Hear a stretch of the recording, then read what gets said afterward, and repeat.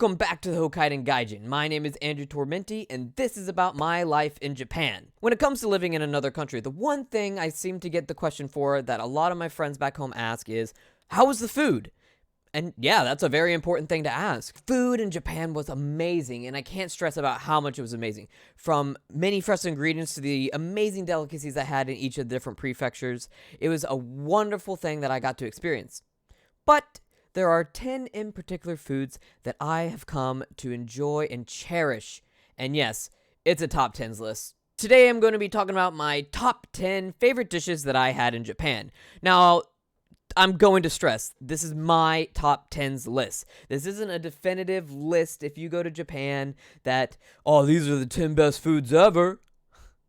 No, these are my favorite 10 foods, but I would stress that you guys should try each and every one of these dishes that are on this list, as they are amazing and delicious.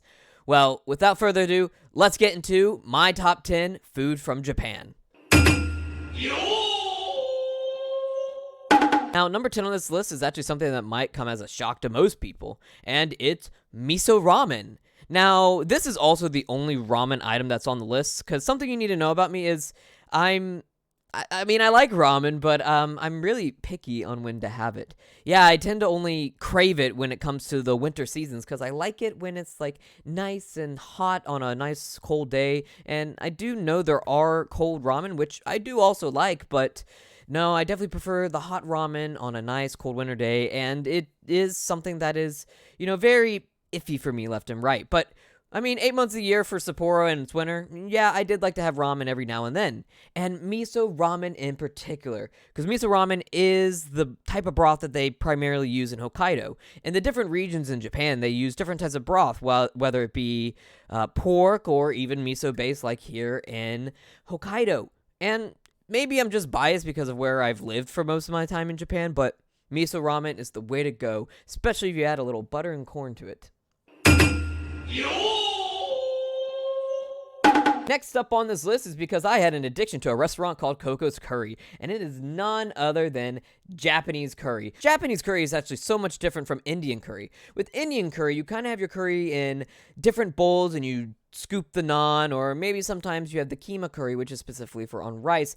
However, Japanese curry, yeah, it's all on rice. Yeah, it's all on rice. But so Japanese curry, typically what you have is you have your different curry broths or kind of mixture, so you have pork or beef or plain or even chicken if that's the way you want to go, and you have the rice on the sides with as well some different tonkatsu or meats that are placed on top of the rice itself, or veggies if that's kind of your forte. My favorite restaurant that I typically like to go to was Coco's Curry, and I know it's like the fast food chain curry restaurant, but I had one right across the street from my house, so I saw myself going to it quite frequently. And I would like to get, a beef flavor sauce with as well the rice and also beef katsu. I also like to throw in some corn, and recently a special item right before I left was jalapenos, which of course I love to go all spicy. Now, following at number 8 is another type of curry, but this curry is actually one that's more native to the Hokkaido area, and it is known as soup curry. And the name actually pretty much suggests what it is. It's curry, but it's in soup form. Soup curry is more of a soup. It's a soup that has different vegetables and meats that are just in the curry type broth, and it just goes well and warms the soul on a nice winter's evening. And that's the whole reason why soup curry is so popular and prevalent in Hokkaido, is because, it's colder up there. Now, number 7 is just a typical lunch food that anyone's going to have if you come to Japan, or you may have heard of, called jelly donuts if you watch Pokemon as a kid. Yes, it is none other than onigiri. Onigiri is a traditional rice ball snack that has either fish or pickled plums or other ingredients inside of it while it's wrapped around seaweed. Now, this is just a good, quick snack that you can pick up at a convenience store, or if you're lucky, you have someone make them homemade for you. The kind that I typically went with on a day where I didn't really want to cook or have a heavy lunch was none other than salmon onigiri. I really like the nice salmon flavors. Salmon's one of my favorite fish, so it just really mixed well. And of course, with the rice and the seaweed, it was just a nice snack that was relatively filling to have. Not even really a snack. It could be considered lunch for most people. We are getting into the bowl territory. Now, the bowls are like the dons. Dons are typically rice bowls that have different type of things on it, if depending on what comes before it. Don.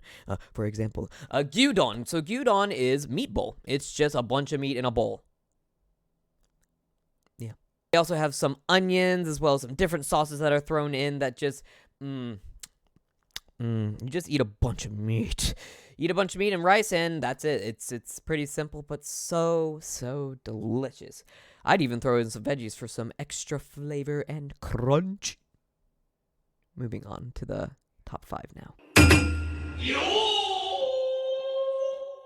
This dish was something I didn't think I'd like at first, but it became one of my favorite dishes and also became one that was cooked very frequently in my household. This is none other than mabofu. Now, mabofu is typically a tofu and sauce mixture that you eat with rice, and it's got a nice kick to it. In Japan, you come to find out there's not a ton of spicy foods, and when you find one, at least for me, because I love spicy food, I just latch on to it. And mabofu is a dish that I would love to eat at any time of any day. Now, this one's actually pretty special. It's one that you make together with a bunch of friends, and yeah, you typically want to eat this with a bunch of friends. You can eat it by yourself, but I would advise that it's a nice way to spend under the kotatsu and cook it yourselves with the pot right in front of you. Yes, this is none other than nabe. So nabe is an assortment of different vegetables and meat that you cook in the bowl right in front of you. You get a nice gas stove or even electric stove, depending if your apartment allows it, and then you cook it in a hot pot with a broth of your choosing. Now, that's the fun part. Finding a broth that suits you well. There are many different types of broths that you can buy in Japan, especially when it gets to the colder times of the year, because there are many different flavors that pop up that just weren't around throughout the rest of the year. I typically went with the kimchi flavor because it was just the most perfect balance of spice and deliciousness. Now, in my apartment with nabe, we typically had either rice or noodles with it. It's ultimately your preference, but I actually do like the rice a little bit more, but the noodles is also something not to slouch over. I'm really going to get hurt for putting this one only at number 3. It's sushi. Yeah, it's sushi. I'm putting sushi only at number 3, but wait. I love sushi. But yeah, these top 3 foods now we're at the point where this is it. These are the top 3 that I would eat probably every day if I had the choice. Sushi is, of course, a Japanese meal that is actually pretty popular around the world in general. However, I'm telling you, if you have the chance to eat in Japan, please do yourself a favor.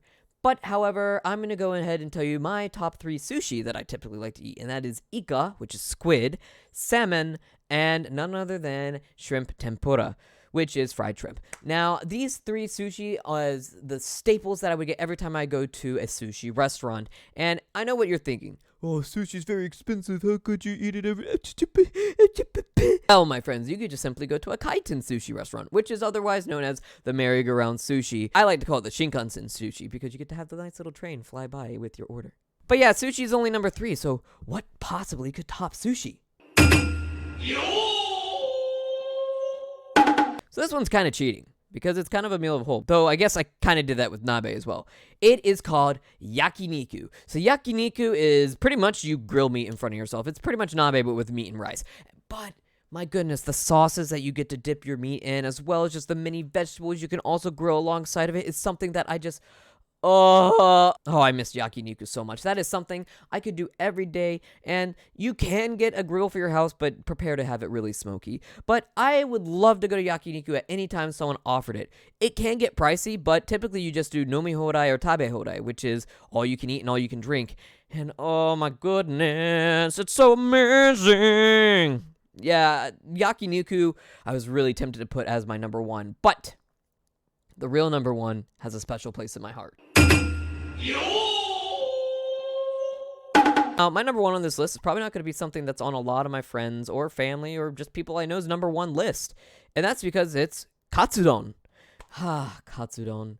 Your pork cutlets, your egg on top with the onions and the rice underneath. You've got me through so much. Yeah, when I say it got me through so much, so Katsudon is a fairly cheap dish that you can get in Japan. You can get it at any convenience store, as well as this restaurant that's known as Katsuya. Katsuya is a restaurant that I used to live next door to, and, was around 500 yen or $5 per bowl. Now, if I was strapped for cash, this is the kind of meal I would love to go get because it was delicious, filling, and pretty cheap. this place holds a special place in my heart because there was a lot of times where this was what I had for dinner almost every single day because, I was really budgeting my money and I was like, well, this kind of works. It fills me up. I'm, pretty happy with the taste and the flavors and the different things, but oh my goodness, Katsudon. I could eat you every day. And typically, even when I'm here back in America and I go to Japanese restaurants that I see Katsudon on, I'm getting Katsudon. Though most of them just taste like the 7-Eleven one. But it's an itch that is, fairly satisfied for now. And there you have it. That is my top 10 favorite foods in all of Japan. And was there a food on there that you didn't, agree with? Or was there a food on there that you was like, hey, what about this? Please, in the comments below, put your favorite foods from Japan, or your favorite Japanese dishes in general, and I will get back to them as soon as I can. If you liked today's video, please go ahead and hit it with a thumbs up, and if you want to keep up with the Hokkaiden Gaijin, please hit that subscribe and bell, as it does support the channel very much. My name is Andrew Tormenti, and this is the Hokkaiden Gaijin. I'll see you next time.